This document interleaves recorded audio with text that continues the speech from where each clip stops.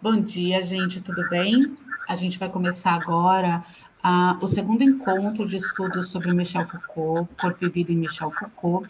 Ele é realizado pelo grupo de estudos Introdução ao Pensamento de Michel Foucault, projeto de extensão vinculado ao Laboratório de Estudos sobre Subjetividade, Ética e Política do Departamento de Psicologia da Universidade Federal Fluminense do Rio das Ostras, e o nosso grupo é conhecido como Jaguar de Foucault. A gente começa o encontro com uma homenagem ao professor Roberto Machado. Nesse ano, nosso encontro homenageia o professor que nasceu no Recife. Ele é formado em filosofia pela Universidade Católica de Pernambuco, é mestre e doutor pela Universidade Católica de Louvain, na Bélgica, e passou pela Universidade de Heidelberg, na Alemanha, e fez estágio no Collège de France com Foucault e pós-doutorado no Paris 8 com Deleuze. Ele foi professor de várias universidades do Brasil e se aposentou como professor titular do Departamento de Filosofia da UFRJ. Em maio de 2021, a sua partida marcou a todos nós que, se estudamos a obra de Foucault, deve-se ao fato de ter sido introduzida no Brasil por Roberto Machado. Ele é um dos maiores filósofos brasileiros e continuará fazendo parte da nossa formação. Desse modo, ressaltamos e marcamos a relevância da sua obra, o Roberto Machado, presente. Hoje a gente tem a fala do professor Gustavo Capone. Ele vai falar da vida como causa, a vida como efeito, do vitalismo de Bichat ao determinismo de Bernard. O professor Gustavo Capone nasceu em Rosário, na Argentina, se graduou em filosofia na Universidade Nacional do Rosário, e foi nessa instituição que ele começou a sua carreira no ensino superior. Ele obteve o título de doutor em Lógica e Filosofia da Ciência na Unicamp, e desde 93 ele é docente na Universidade de Santa Catarina. Entre setembro de 99 e 2000, ele foi bolsista de pós-doutorado da CAPES, pesquisador visitante na equipe Reussais da Paris 7. Em 2004, ele foi professor da Universidade Nacional da Colômbia. Em 2007, ele também foi bolsista do PDE do CNPq e se desempenhou como pesquisador visitante no Instituto de História de Filosofia de Ciências de Tecnologia do Paris 1, e tem diversas publicações na área de filosofia e história da biologia. Eu gostaria de informar que a fala dele vai ter mais ou menos uns 40 minutos e depois a gente vai abrir para perguntas. Então, fiquem à vontade para colocar perguntas durante a fala dele, que depois ele retorna para responder esses questionamentos. Acho que é isso, vou passar a fala, então, para o professor Gustavo. A gente está aqui com toda a nossa equipe, o professor Márcio Biotto, a professora Alê, que são representantes da nossa equipe, levam esse projeto à frente. O João, que é o representante também, que colocou todo mundo aqui nessa, o Pedro, que fez o contato com o professor Capone e trouxe ele para cá para conversar com a gente e vai fazer a mediação dessa mesa, deixando a gente aqui no YouTube. Então, queria agradecer a Isabel também, que está lá nos bastidores, e fiquem à vontade para colocar as perguntas de vocês e comentários aí no YouTube. E, professor, a fala está com você agora. Muito obrigada pela sua presença e já agradeço desde já por essa sua colaboração, por trazer as contribuições da biologia para essa discussão em relação ao Foucault. Muito obrigada. Bom, bom dia a todos, né? Em primeiro lugar, quero agradecer aos organizadores da atividade por a oportunidade de expor meu trabalho para vocês. Para mí o convite é certamente uma honra, né? E me agradou muito receber digamos, conhecer que teria esta oportunidade, mesmo que inicialmente me extrañou um pouquinho, né? Por causa de que, claro, Michel Foucault não é um autor da minha especialidade, embora eu saiba que, digamos, ele trabalhou alguns assuntos que eu também, né? Dos quais também eu me tenho ocupado e que formam parte das referências e das reflexões que ele desenvolveu, né? Então, eu era consciente disso, né? E também, por essa mesma razão, eu conhecia, né, alguma parte da obra dele, onde eu sabia que podia a leitura dele poderia contribuir para o trabalho que eu venho realizando há muito tempo sobre questões de filosofia da biologia e, particularmente neste caso, questões de história da biologia.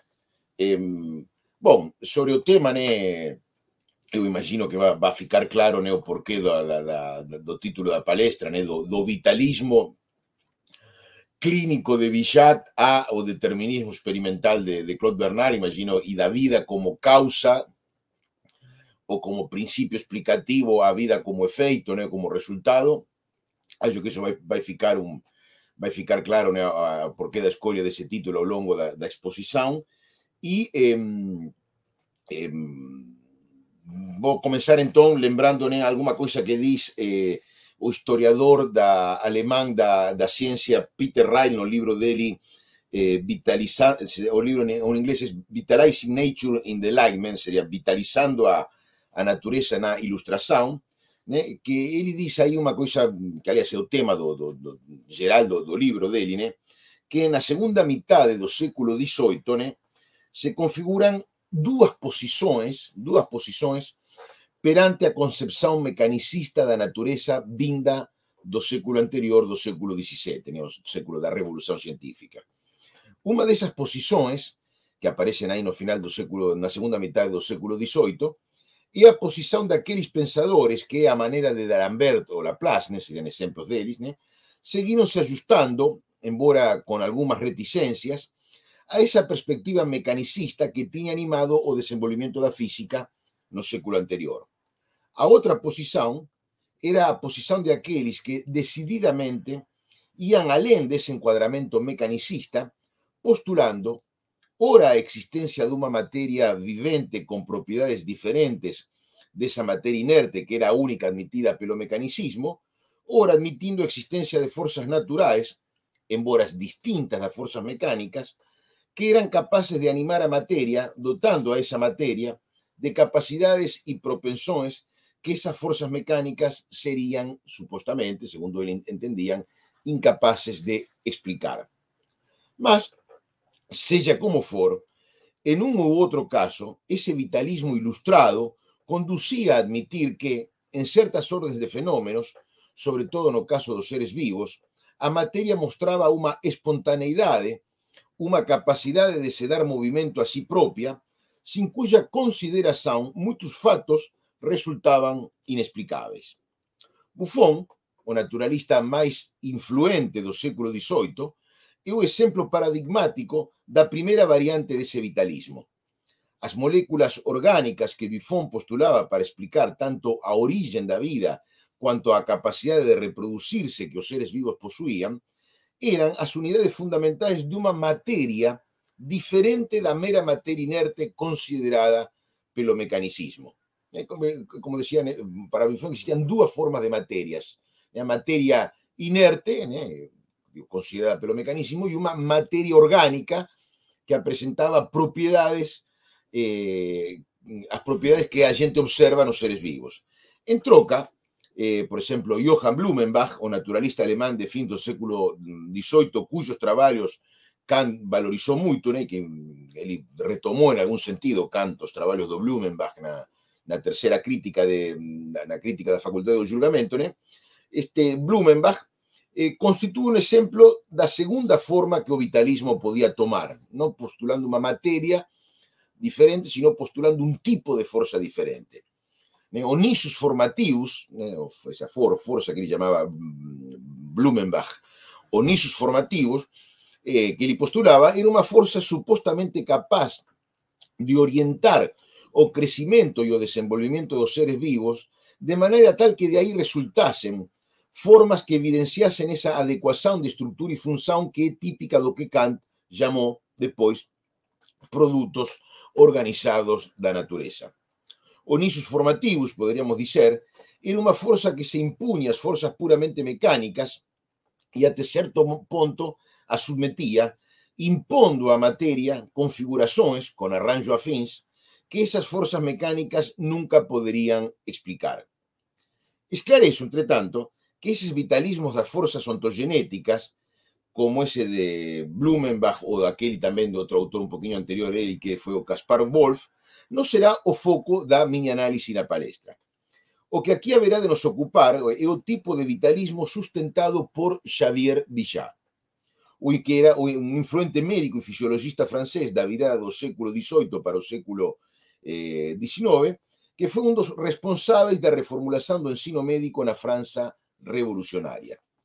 Aí, nos escritos de Bichat, as forzas vitais non son citadas elas tanto para explicar o desenvolvimento da configuración dos seres vivos, mas elas, en todo caso, son citadas para explicar súa fisioloxía, non a configuración, mas o funcionamento, podríamos dizer.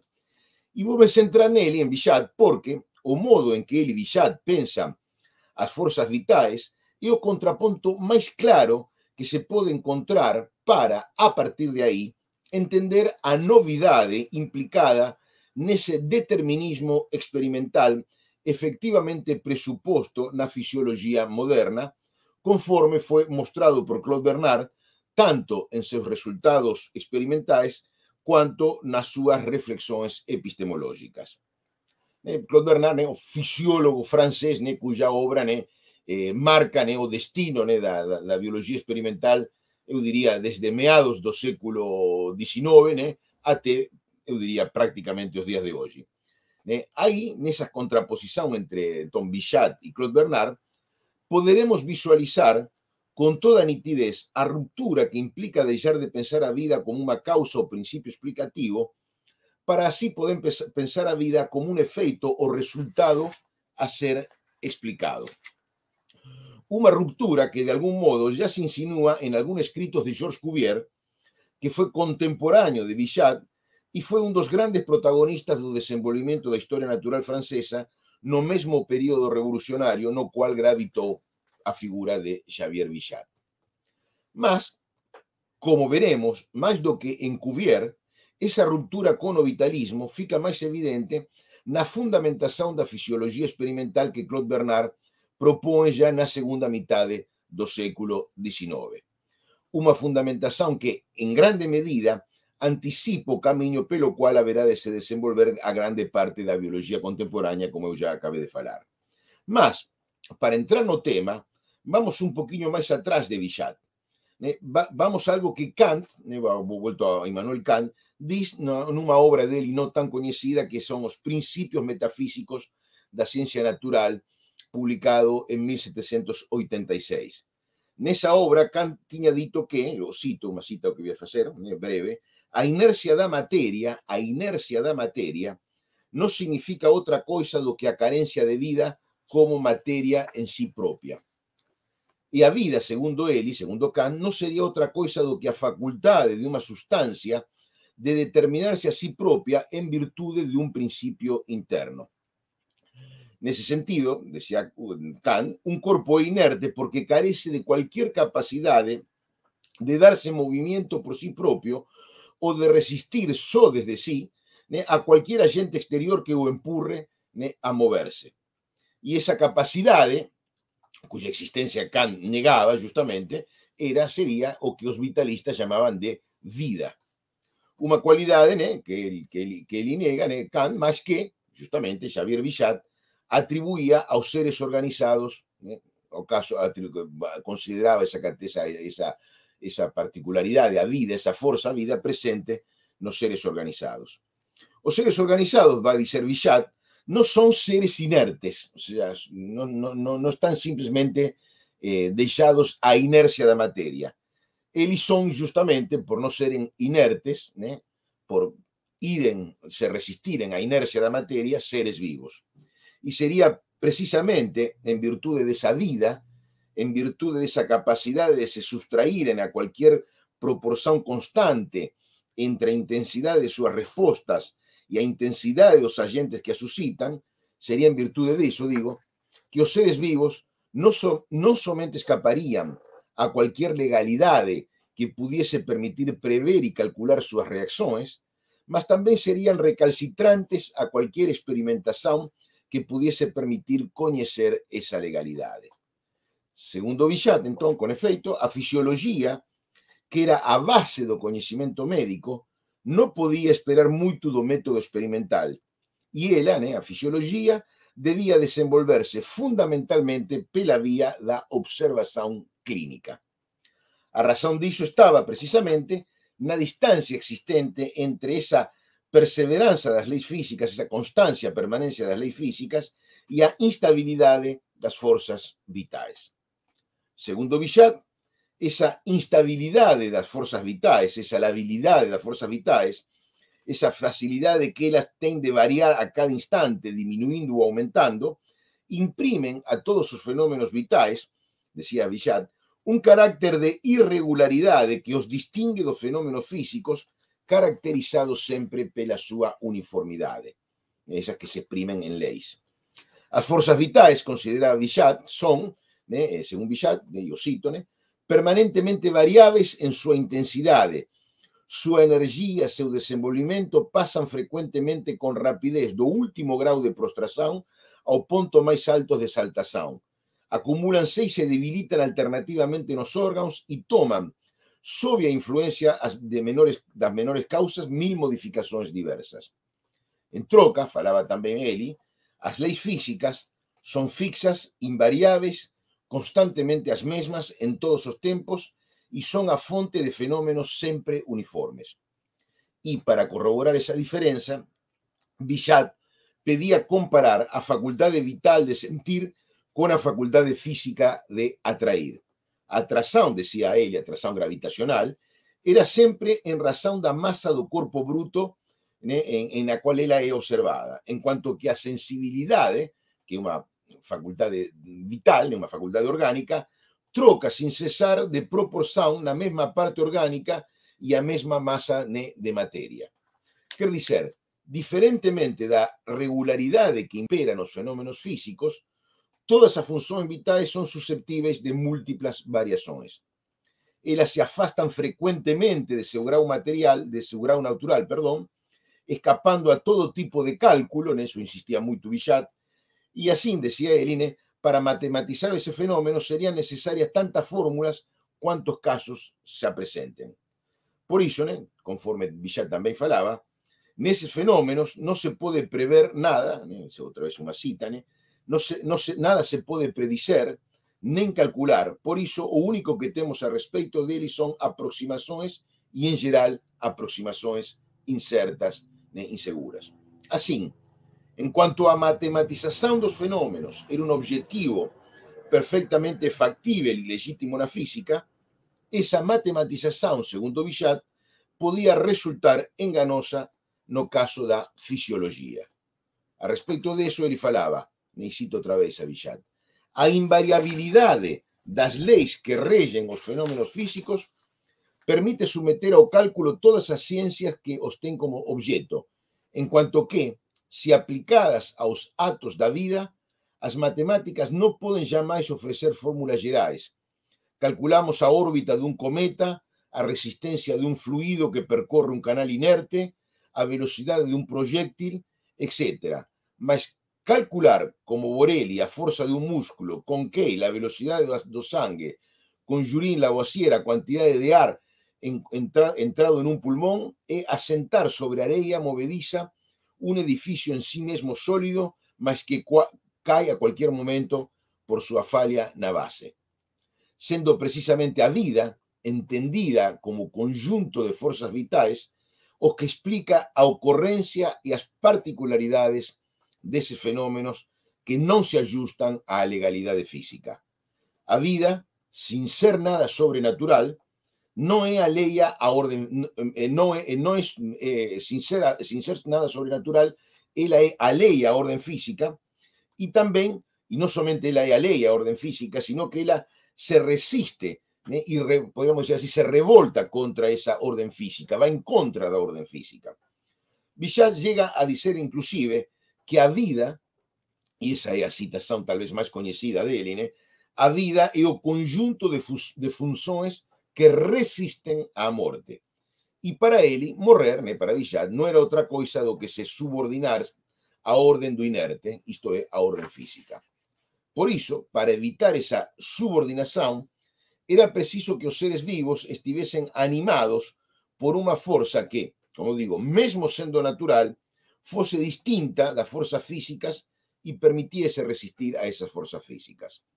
Os seres vivos, decía Bichat, sucumbirían si eles no posuisen un principio permanente de reacción, y ese principio es justamente a vida. Una gente cuya naturaleza, conforme él también decía, es desconocida, mas que puede ser apreciada esa naturaleza pelas sus manifestaciones, pelos efeitos que ela produce. O que no es inerte porque tiene vida, actúa espontáneamente sin respetar ninguna proporción entre sus reacciones y aquello que afecta o deja de afectarlo. Por eso, o que no es inerte, o que tiene vida, es imprevisible y difícilmente controlable. No hay en la vida leyes como aquellas de la física que permitan calcular a reacción a partir de la acción. Y como no hay proporción entre o que afecta al ser vivo y a su reacción o respuesta, tampoco hay posibilidades de control experimental, porque nunca descubriremos ninguna relación invariante entre nuestras intervenciones experimentales y o comportamiento o respuesta do sistema que está siendo intervindo experimentalmente. O que foge a cualquier regularidad o invariante también escapa, entonces, ao conocimiento experimental. Eso, segundo, claramente o colocaba Bichat. Por eso, para legitimar a abordaje experimental de la fisiología, y aquí aparece Claude Bernard precisaba negar esa supuesta espontaneidad do ser vivo postulada no vitalismo de Bichat. Era preciso aceitar, decía Claude Bernard, que los fenómenos de la vida no son manifestaciones espontáneas de un principio vital interior. Esa espontaneidad solo podía ser una apariencia resultante de nuestra incapacidad para discernir una determinación de los fenómenos, un determinismo complexo, decía él, la expresión que él usaba, que suponía articulaciones de variables más intrincadas do que aquellas envolvidas nos fenómenos dos seres no organizados. Una vez superada esa dificultad, pela insistencia en la propia experimentación, a determinación de cada fenómeno estudiado podría ser así conocida. Y así también saberíamos cómo controlar las reacciones do ser vivo, graduando a intensidad y a duración das intervenciones sobre eles efectuadas.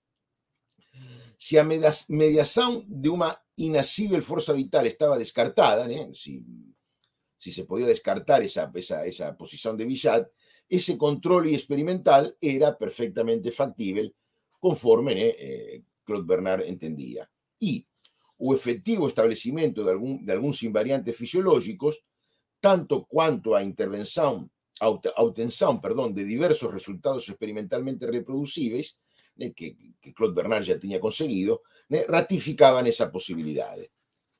Porém, embora o contraponto predileto y privilegiado da crítica de Claude Bernard fosse o vitalismo de Bichat, Bernard también llega a aludir as tesis de Buffon y a su distinción entre dos tipos de materia, una composta, lembren do inicio, una composta pelas moléculas inorgánicas y otra composta pelas moléculas orgánicas.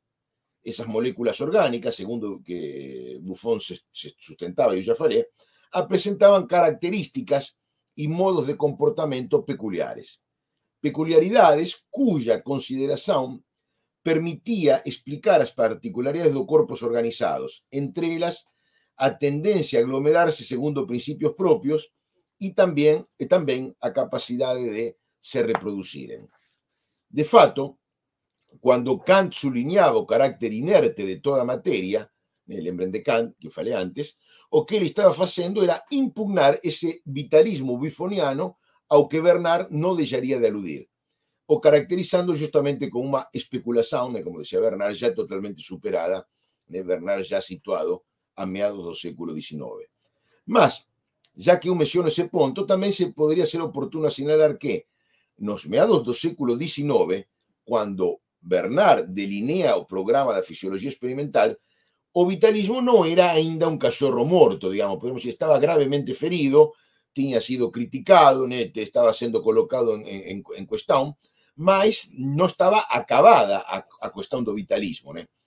Embora ya ninguém sustentase a distinção entre os dois tipos de matéria, como a que sustentava Buffon, e embora as ideias de Bichat, né, já meados do século XIX, não fossem uma referência, né, como elas eram no início do século, do mesmo século, né, 40 anos antes ou 30 anos antes, né, já a meados do século XIX, né, o vitalismo, né, mesmo que isso fosse assim, o vitalismo continuava presente.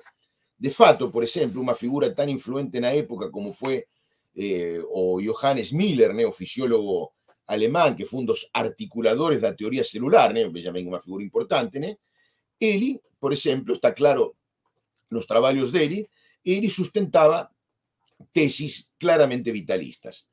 Además, e por exemplo, se a gente pega diferentes obras, né, da segunda metade do século XIX, eu penso, por exemplo, a uma obra de um antropólogo francês, Quatrefages, que se chama a obra A Espécie Humana, né, publicada em 1878, né, lá, isto é, no mesmo ano da morte de Claude Bernard, né, a gente aí também vê, né, nos primeiros capítulos dedicados a questões fisiológicas, né, ele assume como obvias posições de tipo vitalista.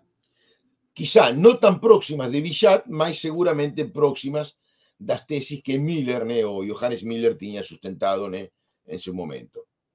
E assim, de fato, continuou sendo incluso até as primeiras décadas do século XX.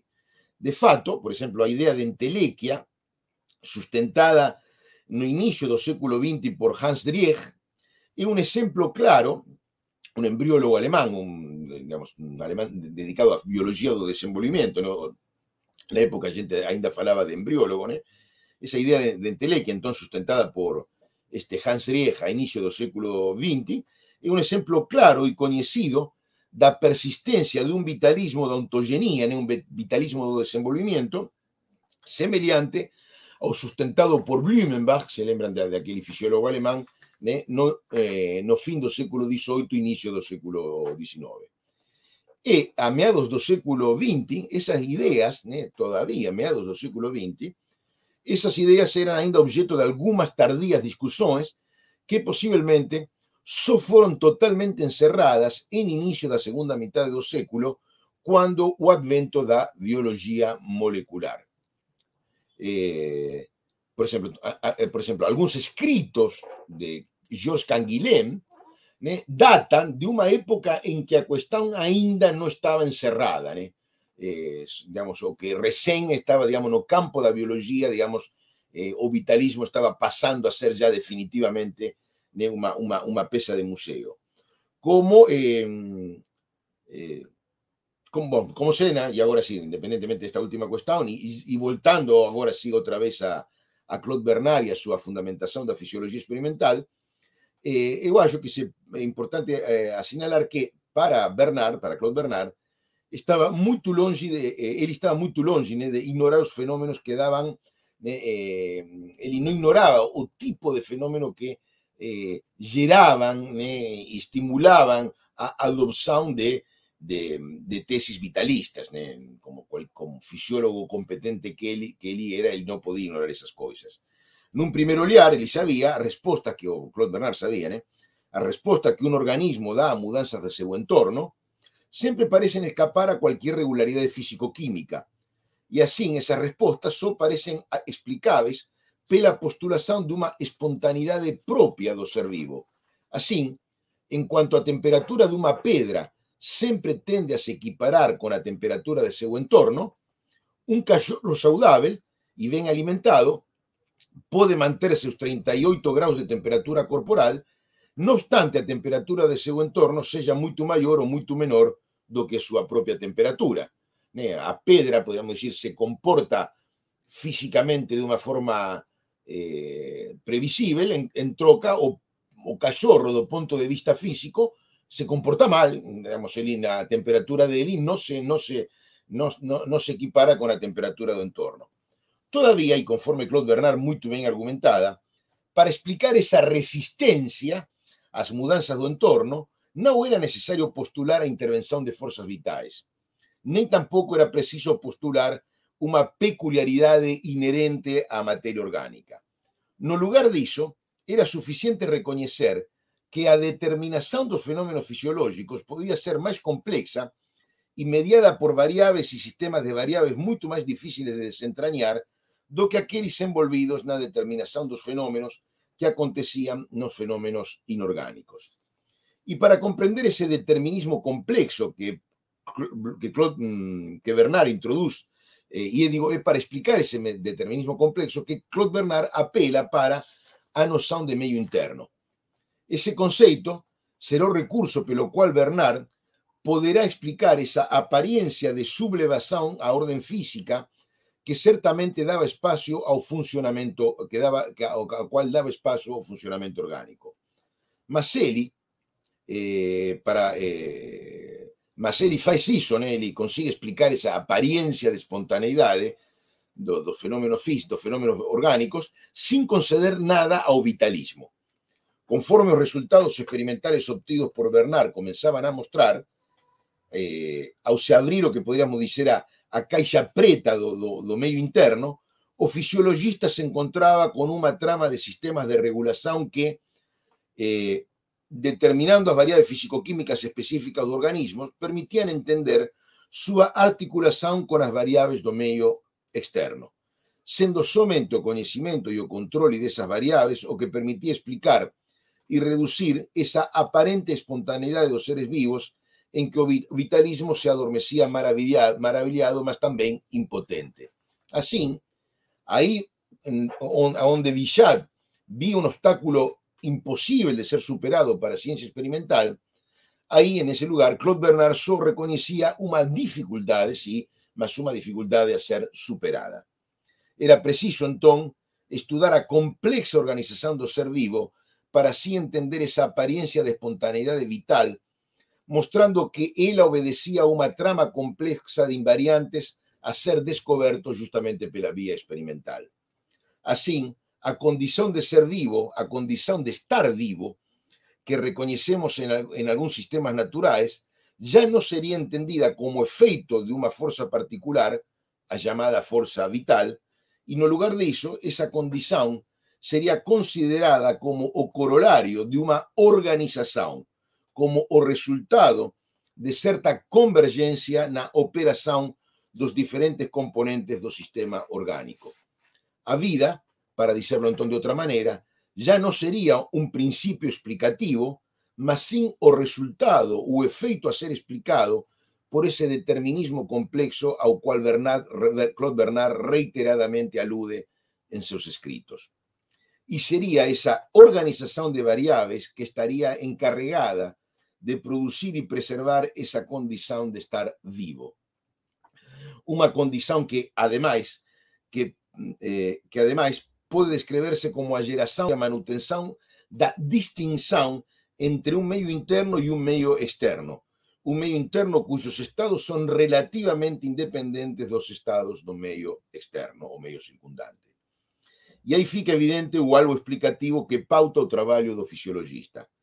Todo o trabalho do fisiologista está orientado a explicar como é que essa autonomia, essa condição de estar vivo, pode produzir-se e preservar-se, no obstante sua relativa improbabilidade. Nesse sentido, hay que dizerlo, Bernard retoma uma posição que já está presente na obra de Georges Cuvier. E aqui voltamos um pouquinho para trás. Para Georges Cuvier, que foi possivelmente a referência mais influente de toda a história natural que antecede a Revolução Darwiniana, a vida também é um efeito e não uma causa da organização funcional dos seres vivos. Isso é algo que Cuvier deixava muito claro na sua obra O Reino Animal, de 1817. Um pouquinho depois dos trabalhos de Bichat, bastante antes dos trabalhos de Claude Bernard. Aí ele diz que a vida, e lo cito, em geral supõe a organização e a vida própria de cada ser supõe a organização que é própria desse ser. Como a marcha de um relógio supõe o relógio e por isso só vemos a vida nos seres organizados e feitos para ter justamente essa vida.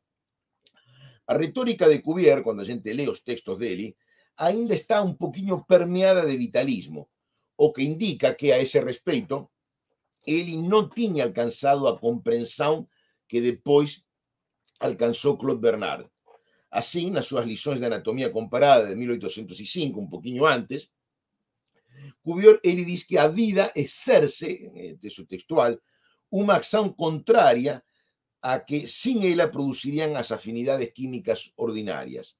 E aí, quando a gente lê o parágrafo na sua totalidade das lições de anatomía comparada, aí não está claro se a vida é pensada como causa ou como efeito de organização.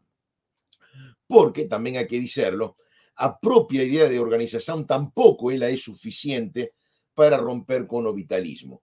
O propio Bichat sustenta a idea de organización cuando dice, isto é Bichat, todos os animais son un conjunto de órganos diversos que executando cada un a súa función contribúen cada un a súa maneira con a conservación do todo. Mas aí, en Bichat, a organización é un instrumento da forza vital, un instrumento da vida e non o soporte da vida ou a causa da vida. E, voltando a Cuvier, eu acredito que tamén cumple a sinalar que, no que tange a organización, ele tamén adoptaba unha posición contra a cual Claude Bernard teve que voltarse para así poder articular súa fundamentación da fisioloxía experimental. E aquí non aludo ao tema da forza vital, mas a outra cosa, a outra cuestión.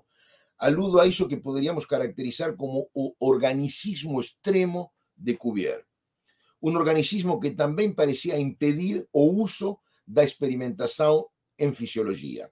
Para Cuvier, o método da fisioloxía non podía ser outro do que a anatomía comparada. A lei ou a cualquier tesis evolucionista, isto é bon lembrar, Cuvier non podía considerar a anatomía comparada como fonte de coñecimento sobre a filiación dos seres vivos. Ese modo de entender a anatomía comparada foi resultado da posterior cooptación da anatomía comparada pelo darwinismo. Para Cuvier, en troca, a anatomía comparada estaba destinada primariamente a establecer as leis que regían a economía orgánica, quer dizer, o funcionamento do organismo individual. E a principal razón que ele daba para a atribuição desa responsabilidade epistémica era a imposibilidade de apelar para o experimento no estudo desa emaranhada integración funcional que se dá nas estruturas orgánicas. Así, do mesmo modo en que desde Hotel Dieu, hospital da época, Bichat levantaba as súas reservas sobre experimentación fisiológica, propondo que o coñecimento clínico tomase o lugar da experimentación aí, do mesmo modo, entón, semelhantemente a como Bichat facía iso, non moito longe de aí, desde podemos dizer, walking distance de aí, no Museo Nacional de Historia Natural, Cuvier facía algo semellante, só que, no lugar de apostar todo no coñecimento das correlações entre a difusión patológica e a lesão anatómica que eran reveladas pelo coñecimento clínico, que era o que o Bichat propuña como base do coñecimento fisiológico, no lugar de iso, digo, Cuvier apostaba tudo no coñecimento deses experimentos naturais revelados pela anatomía comparada. Segundo Cuvier, sempre que a natureza e a complexidade dos fenómenos analizados impidiesen que seu estudo se pautase pela experimentación e pelo cálculo, sempre que iso acontecese, a comparación era, segundo ele, o único método a ser utilizado e ese sería, entón, o caso dos seres organizados. As máquinas que constitúen os objetos de nosas pesquisas, dice inclusive Cuvier textualmente nas lições de anatomía comparada, esas máquinas, que son os seres vivos, non poden ser desmontadas sin seren destruídas. Por eso falaba tamén ele, nos non podemos coñecer o que resultaría da ausencia de unha ou de varias de súas engranaxes e, por consecuencia, non poderíamos saber cual é a parte que cada unha desas engranaxes toma no efeito total. Quer dizer, non saberíamos cual é a función dese elemento na constituición e o funcionamento do organismo. Por iso, no estudo da fisioloxía era preciso limitarse a examinar, pela vía comparativa, todos os experimentos naturais que a propia natureza nos daba a coñecer. Aí, dicía Cuvier, nos debíamos saber procurar os meios de suprir esa imposibilidade de facer experimentos sobre os corpos vivos. Mas Claude Bernard vio que esa promesa de Cuvier no se estaba cumpliendo. Anatomía comparada, que estaba prestando un grande servicio na taxonomía biológica e na paleontología, no estaba contribuindo o esperado no caso da fisiología. No estaba sendo suficiente para producir conhecimento fisiológico. Por eso él y Claude Bernard propuso asumir a experimentación como a vía regia, como a vía fundamental para o desenvolvimento dessa disciplina, para o desenvolvimento da fisiología. O importante, falaba Bernard, era que o enfoque experimental respeitase e non desarticulase os sistemas de regulación orgánicas e os considerase como recurso e non como obstáculo para entender o funcionamento orgánico. Porque una vez que esos sistemas orgánicos se desarticulan, una vez que a organización fica moito comprometida, nos tecidos do ser vivo comenzan a se dar procesos físico-químicos que non difieren dos que ocorren nos corpos brutos e que por iso non presentan maior interese para a fisiología. E é por eso que a manipulación experimental do ser vivo non é nada fácil. Claude Bernard sabía eso. E ela requer toda unha técnica experimental que Claude Bernard apenas estaba comenzando a desenvolver. Entre tanto, o que máis nos debe importar aquí é que, ao conceber a natureza e a posibilidade desa técnica, Claude Bernard consigue responder a Georges Cuvier. A fisioloxía experimental non supón a desarticulación da orden organísmica, da orden do ser vivo, mas sin súa perturbación controlada. Si a intervención experimental non traspasar ese límite, que sería o límite de anular toda a capacidade de equilibración por parte do ser vivo intervido, seu resultado poderá sin ter valor de coñecimento fisiológico. E os defensores do organicismo cuvieriano escasamente poderían objetar eses procedimentos, porque, no final de contas, viver non é outra coisa do que responder equilibradamente ás perturbacións do entorno. Por iso, dá para falar que todo experimento fisiológico supón ese xogo de equilibración. A principio, un input experimental sobre o ser vivo non ten por que ser máis danoso para o ser vivo do que cualquier input dos que poden llegar a ese ser vivo desde seu exterior normalmente.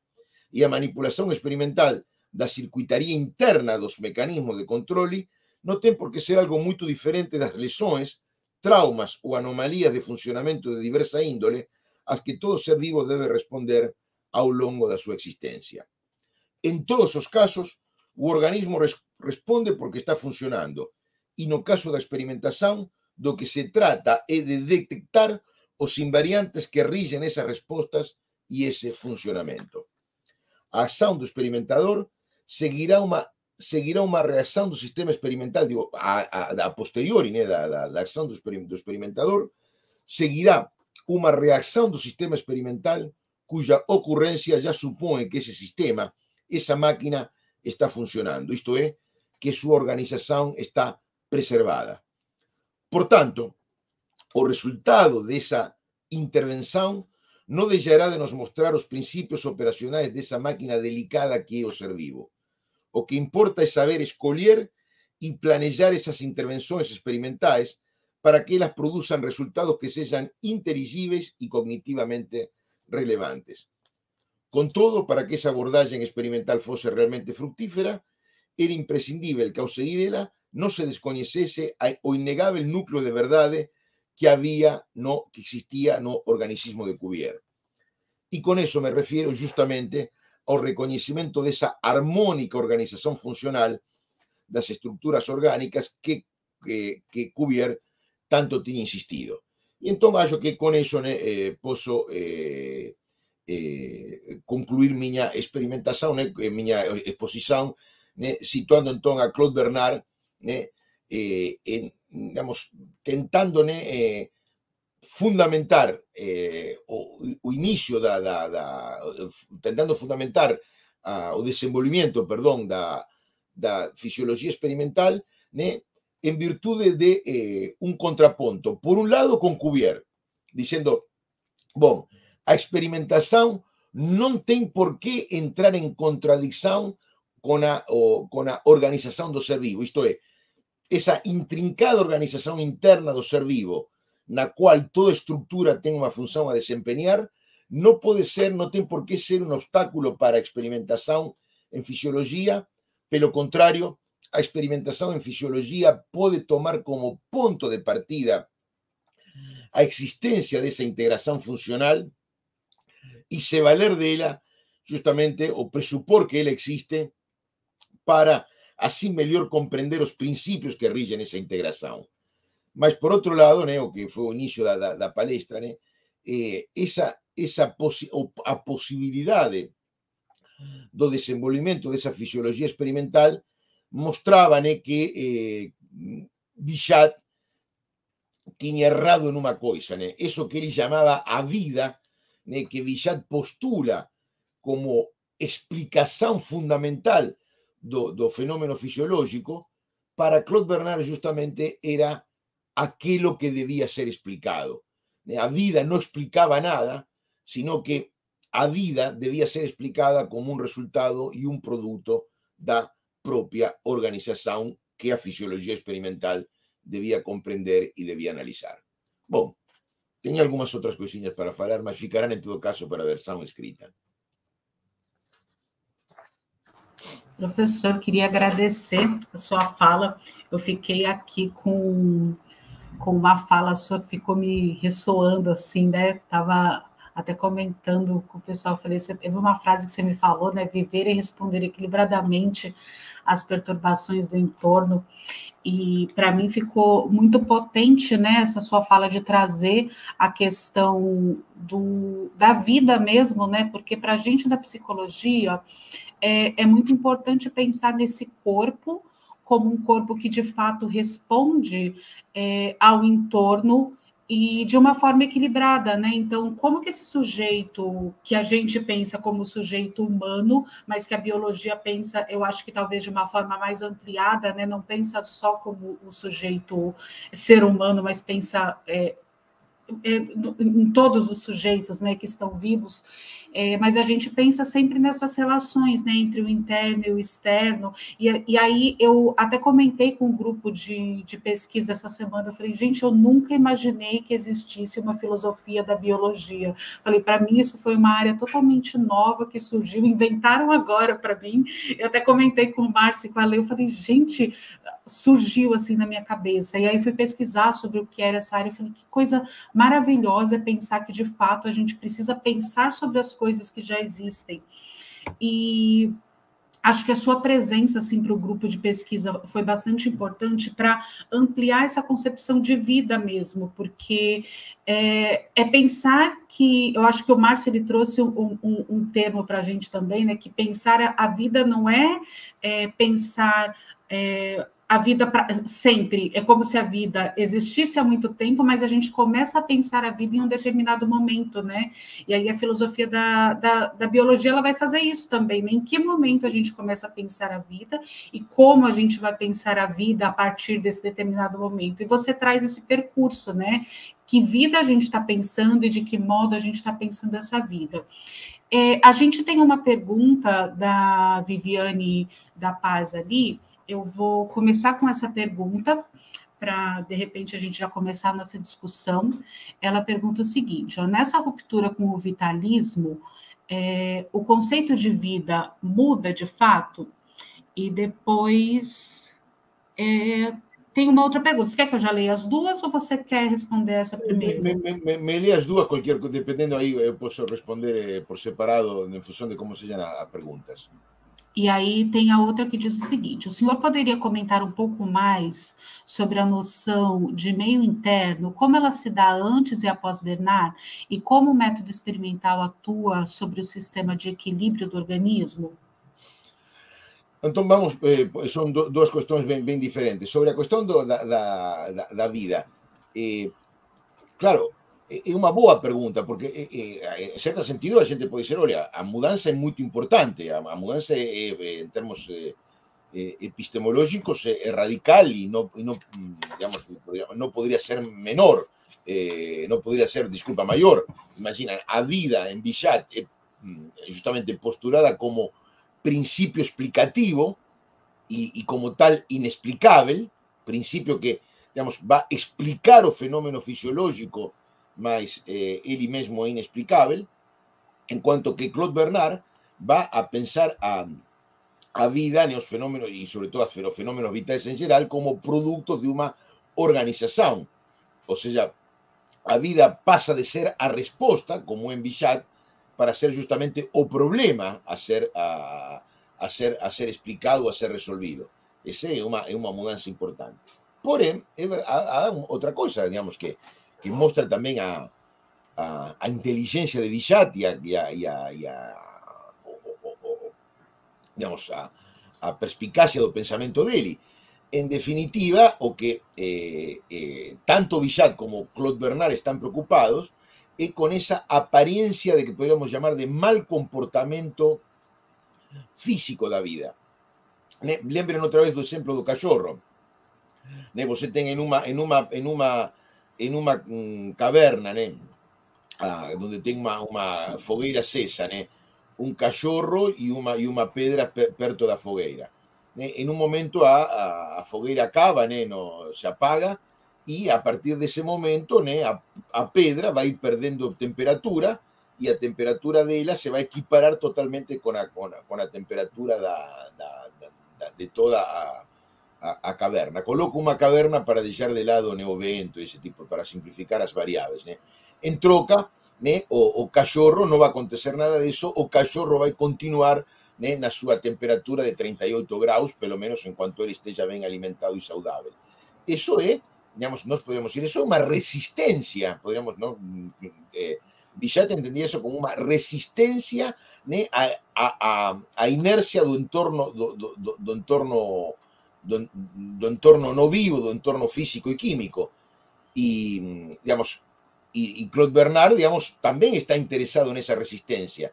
Só que explica eso por una fuerza particular, que é a força vital, y otro o explica por una configuración de elementos, por una configuración de variables, que es justamente eso que ele vai llamar que tenga a ver con esa noción de medio interno, y ahí aparece entonces a segunda pregunta, o medio interno, como entender o medio interno en Claude Bernard. Eu acho que há duas formas de entender quando a gente lê a obra de Bernard. Há uma forma mais imediata, diríamos, mais material e mais de valor mais operativo para os experimentos de Claude Bernard, que o meio interno é como un conjunto de humores líquidos corporais cuya temperatura e características se mantêm constantes, e que forma parte, o objetivo inmediato da fisiologia é explicar essa constância nesses valores constantes desse meio que envolve, esse meio que o próprio ser vivo produz para ele e que envolve o ser vivo e o isola do meio externo. Essa é uma forma mais concreta, diria, mais material de entender esse meio interno. Haveria outra forma, um pouquinho mais abstracta, que eu acho que também está presente em Claude Bernard e que vai ser aquela que vai a impactar no desenvolvimento posterior de toda a fisiologia, que é justamente a ideia de meio interno como uma ordem interna. O ser vivo, para ele poder subsistir, ele precisa se preservar como uma ordem ou como um sistema relativamente autônomo com relação às contingências do entorno. Ou seja, o entorno pode mudar, o entorno pode variar, mas o ser vivo mantém sua vida, persiste como ser vivo, na medida em que ele mantém essa ordem interna, malgrado, não obstante, essas contingências do entorno. Isto é, malgrado, por exemplo, a temperatura do ambiente cai, o ser vivo mantém sua temperatura constante. Malgrado a umidade do ambiente cai, o ser vivo consigue manter sua umidade mais ou menos constante. Quando isso não acontece, na medida em que o ser vivo não consigue se resistir, agora entre aspas, usando a palavra de Bichat, na medida em que ele não consigue preservar essa ordem interna, ele morre. A vida, a morte, simplesmente quando a ordem interna do ser vivo deixa de existir, né, e todo o que era o ser vivo se submete à ordem do meio externo, do meio inerte. Né? Acho que essa seria o que mais importante, né, da contribuição de Claude Bernard, né, ao desenvolvimento da fisiologia. Professor, a gente tem um dos membros da equipe que queria fazer uma pergunta pessoalmente, eu vou trazer ela aqui para a câmera para ela poder falar, tá? Professor, bom dia. Eu queria saber como fica a questão do... Só um instantinho. Para o vitalismo, como... Deixa eu formular. Desculpa, eu estou um pouquinho nervosa. Quando a gente pensa a questão do vitalismo e das forças vitais, eles não estão sujeitos a leis gerais. Pensando nisso, como o senhor encara a questão de uma medicina ou de uma psicologia que é feita por... Só um instantinho. Protocolar. Uma medicina, uma psicologia protocolar, que é feita por meio de protocolos. Se as forças vitais não são sujeitas a leis gerais, como a gente pode pensar um trabalho sobre as forças vitais em psicologia e em medicina que é feito por meio de protocolos estabelecidos com base em leis gerais? Como isso se enquadra? Bom, mas a ver, ponhamos as coisas na devida, né, contexto histórico, né? O vitalismo de Bichat é uma tentativa de fundamentar o conhecimento fisiológico e o conhecimento médico que, digamos, é do fim do século XVIII, início do século XIX. Digamos, a medicina praticamente era muito pouco, aliás, o que tinha produzido realmente de efectivo conhecimento para salvar as pessoas. Até aí, basicamente, o hospital era um lugar para se ir a morrer. Né? De fato, né, o próprio conceito de hospital, como nós o entendemos hoje, estava começando a se articular nessa época. O hospital, por isso se chama, por exemplo, Hospital de París, Hotel Dieu, é uma instituição medieval que está edificada ao lado de Notre Dame, para você recibir, né, todo tipo de pessoas em condições, hoje diríamos, de vulnerabilidade. Né? Pobres que estavam peregrinos, que estavam viajando e não tinham onde ir, pessoas em extremo grau de pobrezas, e incluso o que hoje nós chamaríamos de doentes ou de enfermos. Né? Eso era o que estaba no hospital, né? que depois devagar vai se transformando simplemente en un lugar para doentes e, por tanto, en un lugar para ir a morrer, porque o conhecimento médico non tiña como intervir en esa doença. Aí é que aparece, né, a proposta de comenzar efectivamente o desenvolvimento de unha medicina que esteja empíricamente fundamentada en un conhecimento, podríamos dizer hoje, positivo da doença. Vexan ben que Bichat é justamente un dos héroes de Comte, justamente, né, por eso usei a palabra positivo, né, mas, claro, inicialmente o único que se pode facer de conhecimento médico é un conhecimento no cual se possa facer algún tipo de correlación constante entre síntoma mórbido en vida, lesão no tecido, né, lesão tisular, né, ou lesão anatómica que se pode depois observar no cadáver. E, lógico, isso não demora muito em gerar um conhecimento médico que tenha alguma efetividade. De fato, a maior parte do conhecimento que hoje diríamos médico, com o qual se conta no século XIX, e mais ainda no século XVIII, mas pensemos somente no século XIX, é o conhecimento farmacológico, que se desenvolve por outra vía. Né? Por exemplo, se pensamos en París, o conhecimento farmacológico se desenvolve en vinculación con a botánica no Museo Nacional de Historia Natural, no cual estaba cubierto, né? Conhecido tamén justamente como inicialmente jardín de plantas medicinais. Né? Temos o conhecimento dos cirurgiões, que eran prácticamente vinculados durante moito tempo aos barberos, né? Non era ni siquiera médico, sobre todo, e já nessa época a cirurgia militar tinha se desenvolvido bastante. E, por exemplo, o que podíamos ter era devagar a idea de inmunização que já tinha começado a aparecer na medicina ocidental, já tinha aparecido muito antes em outras culturas, mas na medicina ocidental começa a aparecer no século XVIII, né, com Jenner e a variolização, embora também já existia na Espanha de outra forma.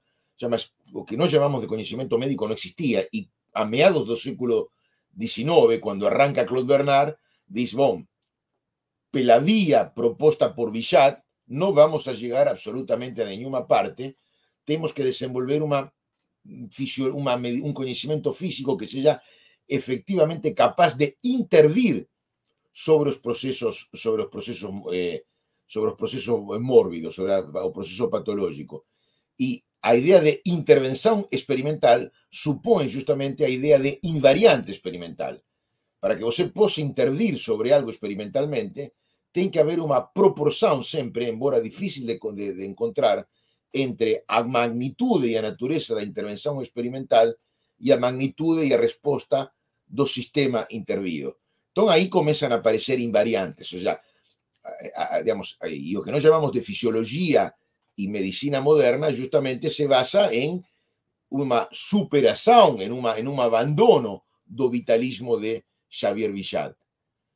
Agora, depois já, claro, agora depois por outro lado, bueno, se temos invariantes e temos um conhecimento experimental, se você quer, em um sentido muito lapso, podemos falar de leis dos fenômenos fisiológicos, como falava Claude Bernard, embora habría que discutir aí já o termo de lei, se cabe ou não cabe neste caso, né?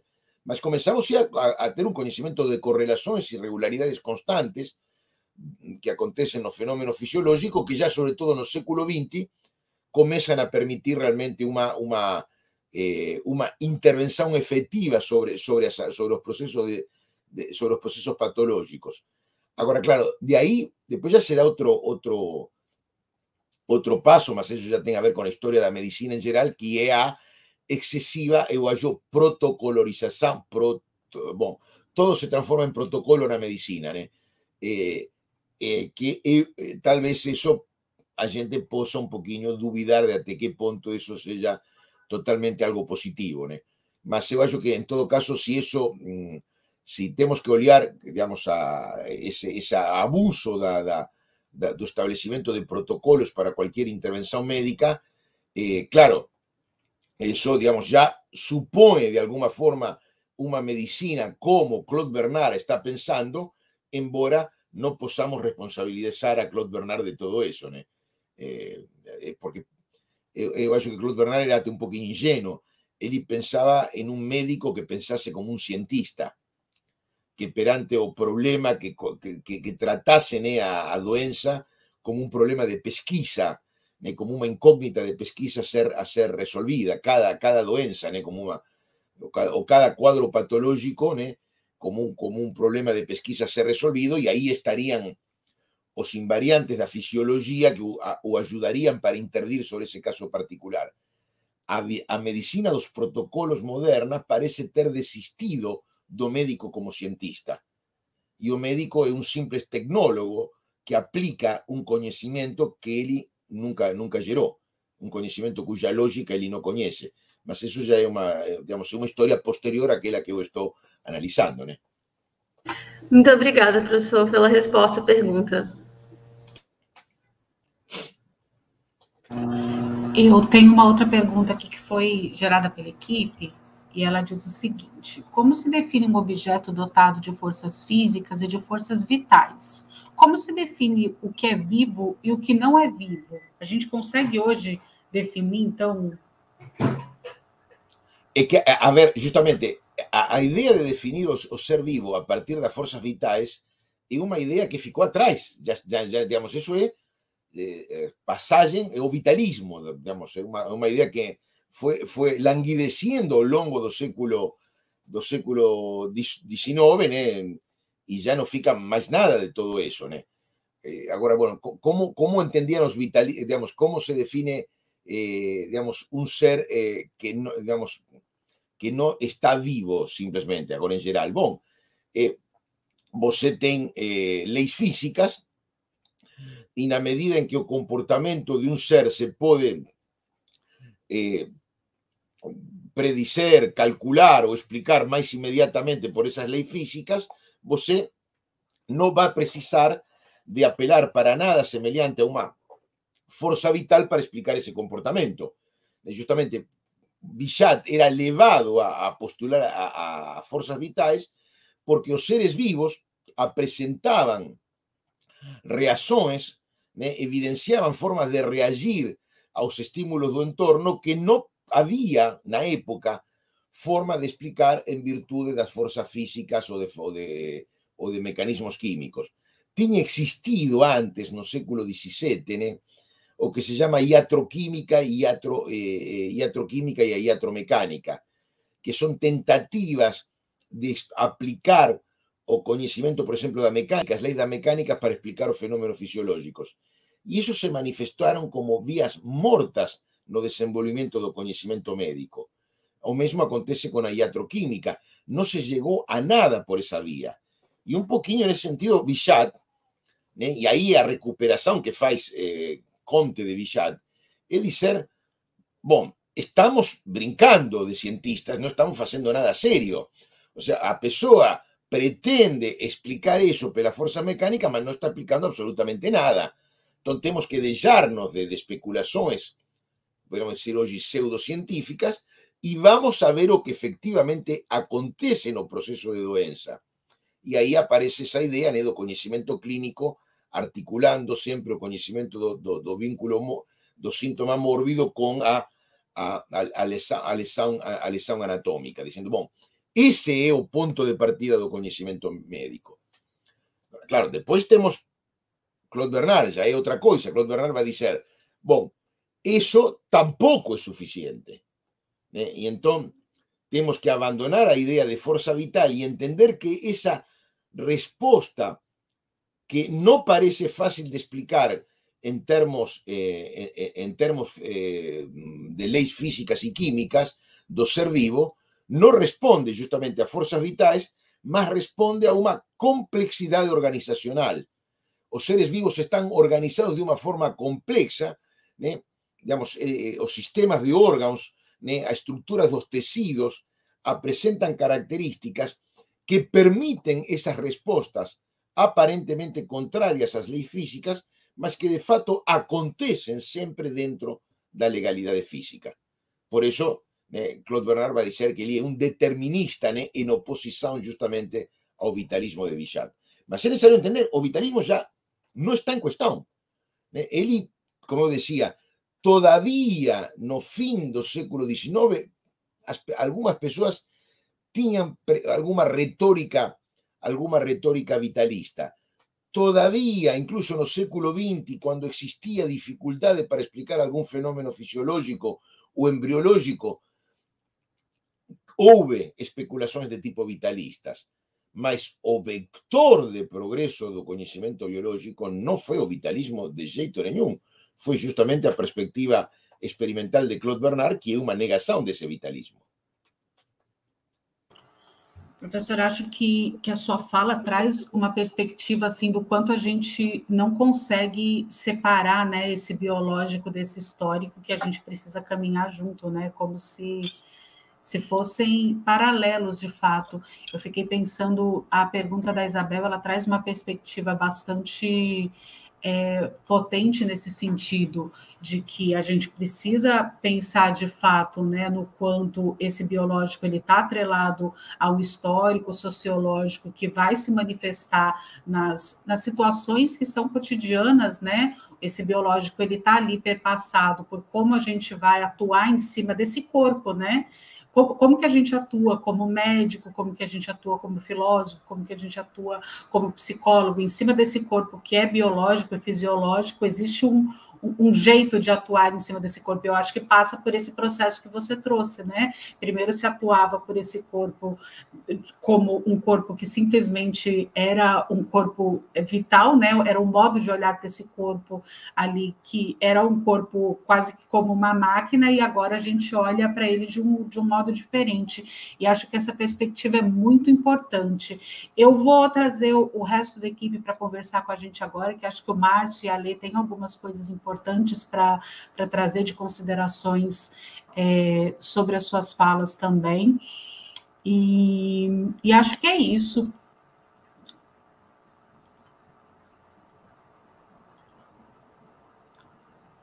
Fiquem à vontade para abrir a fala, tá? Tá bom. Olá, professor. Bom dia. Muito obrigado pela sua fala. Muito boa, né? Muito instigante. Várias direções possíveis, né? Enfim, né? Tem todo esse diálogo de filosofia da biologia, e para nós, né? Para o nosso grupo de estudos, né? Que a gente está tentando fomentar, acho que abre várias direções, né? Vários caminhos, né? Tanto em relação à obra do Foucault, quanto à formação de psicólogo, né? Aparentemente pode parecer que não tem tantas convergências entre a história e a filosofia da biologia e o que vai se ver em psicologia, né? Mas, por exemplo, a gente estava, né, tendo um grupo de estudos sobre Foucault e de cara, assim, a gente já se pôs de frente com a problemática da vida, né? Então, assim, o Foucault, por exemplo, falando sobre uma biopolítica e mostrando, assim, como que essa biopolítica, então, ela aparece, né, como lá dentro da linguajar do Foucault, essas estratégias de poder, etc., a partir do século XVIII e XIX, né? E o senhor está trazendo, né? O senhor trouxe muito bem, assim, né? Essa passagem, falou sobre o Kant, né? Veio lá desde o Buffon, né? Buffon, Kant e outras figuras também chegando no Bichat e no Bernard, né? Então, muito legal, isso abre, assim, né? Tanto para, né, o psicólogo que vai estudar Foucault, né? Que o Foucault tem muito essa questão de falar sobre loucura, patologia, etc., quanto questões de psicopatologia. Se o psicólogo for fazer for recorrer a uma história da psicopatologia, com certeza ele vai parar lá, né, na história da patologia orgânica, e vai parar ali também no Bichat, no Bernard, em outros, né? E também, né, a depender das linhas que o psicólogo escolhe, né, ele também vai se deparar muito, né, com esse debate entre vitalismo e o mecanicismo do século XIX, como é que ficam as coisas, né? Então, acho que foi uma fala muito legal, assim. Ela apresenta também, né, diversos dos seus escritos, né? Eu acho que dá um panorama inicial de várias coisas que o senhor escreve também, né? Então, deixo meus agradecimentos. Foi muito legal, muito bom. Muito obrigado, Márcio. Fico feliz de que tenha resultado algo que tenha sido de alguma utilidade e que possa também abrir novas indagações para vocês, o tipo de percurso que eu fiz, né? Claro, eu cheguei nas questões por outra via, né? E isso pode trazer alguma dificuldade, né, para o diálogo, eu sei, mas também acho que pode servir para né, sim, abrir novos interesses, né? E pelo menos entender que eu acho que sempre o que acontece quando a gente dialoga com outros, né, é aprender a que os problemas que nós estamos trabalhando podem ser vistos desde outras perspectivas, né, que não é a única aquela na qual estávamos olhando, né. Sobre o tema eu imaginei que o interesse no conceito de biopolítica de Foucault estava presente, né, mas, claro, depois na conversa, né, respecto de para onde eu iria, claro, eu acabei falando da vida como aparece no contexto da fisiologia. Isto, diríamos, é a biologia do ser vivo individual.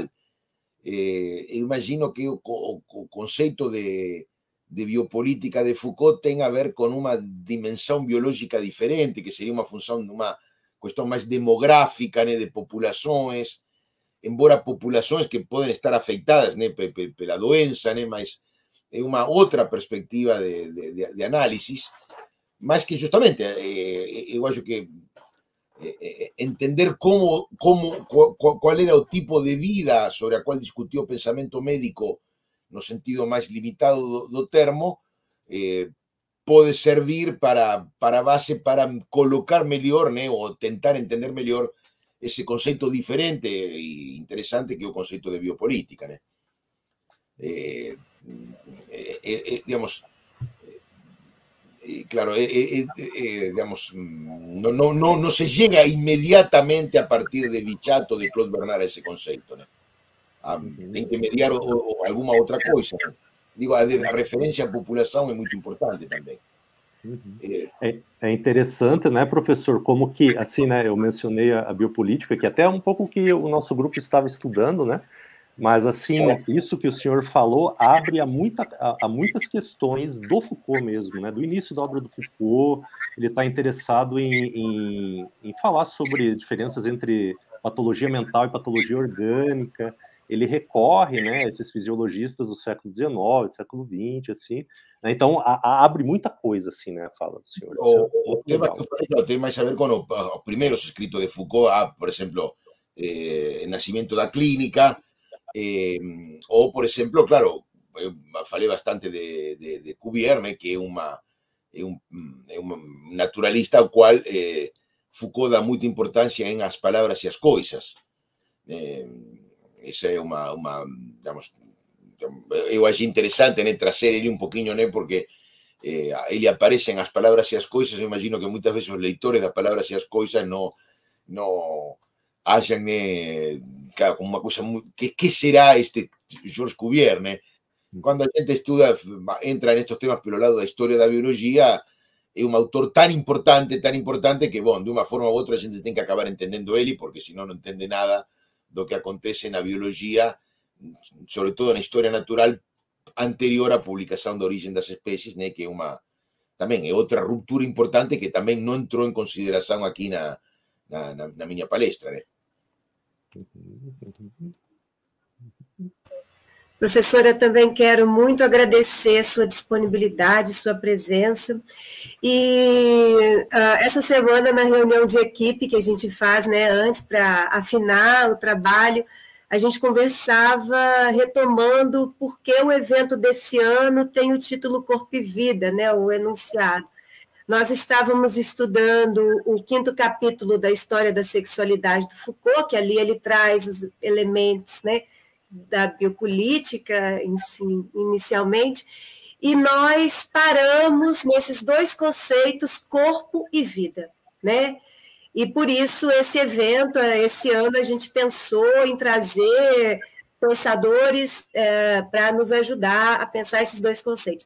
Isso porque me parece também que na psicologia, a psicologia é um campo bastante complicado, né? E aí a gente, de uma certa maneira, eu me alio muito ao famoso texto do Canguilhem, o que é a psicologia, né? Aquela crítica é muito importante para a gente, né? Nunca perdê-la de vista.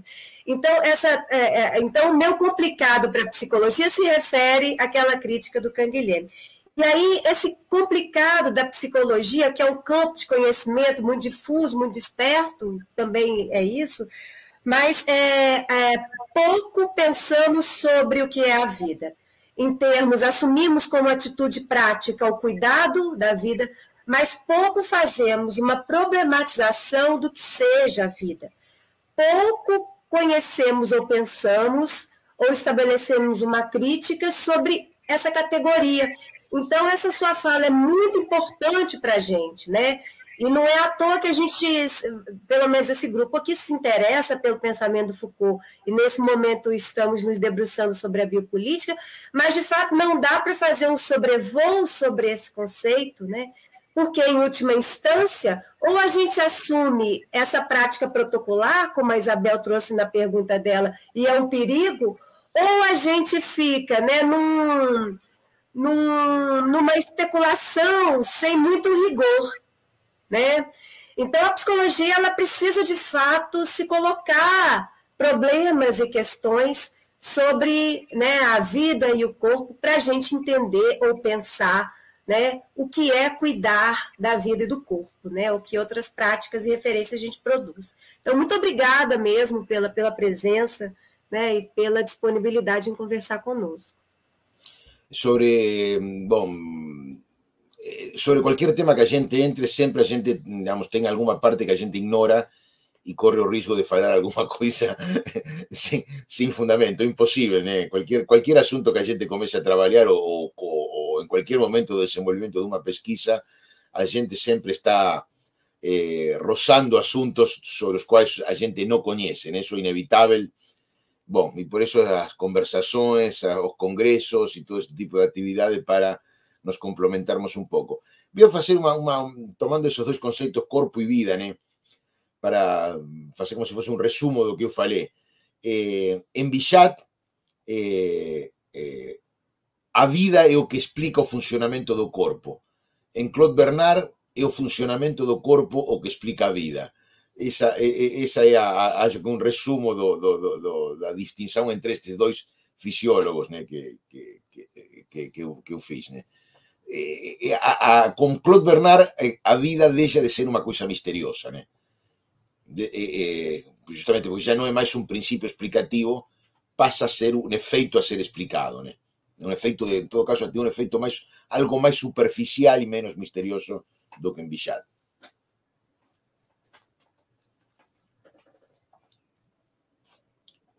Não sei se João, Pedro tem alguma pergunta a formular. Não, eu falei aqui comigo, perfeito, quando você sintetizou.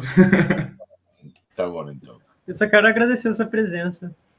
Não, eu sou que agradeço a vocês. É bom acabar a semana assim, com uma conversa, uma atividade interessante que nem esta. Eu agradeço muito e espero que aconteça muito bem o restante ainda tem muitas palestras, né, no ciclo, né? Espero que todo aconteça bem. E depois espero, né, ainda depois você me enviarem alguma instrução a respeito de prazos e como apresentar, né, o paper final para publicação, que imagino que poderá sair um livrinho bonito de todo isto. Né? Bom, então, queria agradecer a presença de todo mundo, queria agradecer principalmente a disponibilidade, né, do professor, porque a gente sabe que, às vezes, aceitar, assim, vir participar de uma palestra num evento que não é o seu foco de pesquisa, embora seja da área de filosofia, a gente está mais vinculado à psicologia ainda, às vezes é difícil de montar e de vincular as ideias, mas foi muito importante ouvir a sua fala. Eu fiquei em vários momentos, eu até comentei com o pessoal, falei, eu tenho vontade de fazer vários recortes na fala dele, porque tiveram vários momentos muito importantes para mim de pensar mesmo assim, nossa, isso aqui foi muito legal, de pensar para a psicologia mesmo, essa ideia de vida. Eu até comentei com o pessoal, eu tive a percepção assim, de que você fez uma contraposição na nossa ideia, a gente pensou em corpo e vida, e daí você veio e trouxe vida e corpo, e a gente fez essa inversão hoje dessa noção que a gente estava trazendo para o encontro. E aí queria novamente agradecer a sua presença, agradecer a disponibilidade, a forma como você conduziu as ideias no encontro de hoje, dizer que ficamos muito felizes com a sua presença aqui, com os estudos que nós fizemos, principalmente ao longo dessa semana, das suas falas em outros espaços, e dizer que estamos aí para o que você precisar também. Conte com as nossas ideias, com os nossos estudos e a nossa presença, e convidar, né, os participantes que estiveram aqui hoje para os próximos encontros. Ainda temos outras pessoas bastante legais para discutir a ideia de corpo e vida em Foucault. E é isso, muito obrigada pela presença de todos, ficamos por aqui, até a semana que vem. Bom, tchau, muito obrigado. Hein? Tchau. Tchau. Tchau. Obrigado.